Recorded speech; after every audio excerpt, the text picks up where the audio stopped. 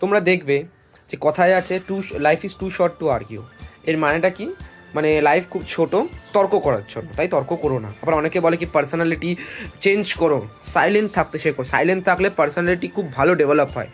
But আমি বলি এটা একদিক দিয়ে ঠিক, একদিক দিয়ে ভুল। কারণটা হলো যে আগেকার দিনে কী হতো, বড় মানে যা ইচ্ছা তাই বলতে পারে, যা ইচ্ছা তাই করতে পারে, ভুল করলেও তাকে কিছু বলা যাবে না। বাট ছোটরা ভুল না করলেও যদি বড়দের মাথা গরম থাকে তবু তাদের উপরে যা ইচ্ছা তাই বলে যাবে উল্টো পাল্টা।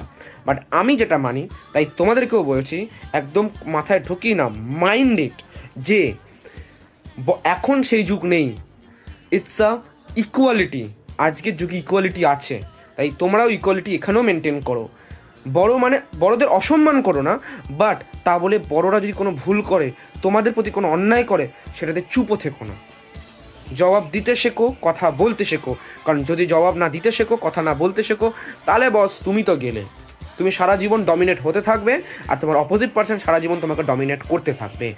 যাতে সেটা না হয়, তাই মাইন্ড ইট কি লাইফে অনেক সিচুয়েশান আছে যে সিচুয়েশানে জবাব দেওয়াটা, তর্ক করাটা খুব জরুরি। বাট বড়দের অসম্মান না করে জবাব দেওয়াটাও খুবই জরুরি।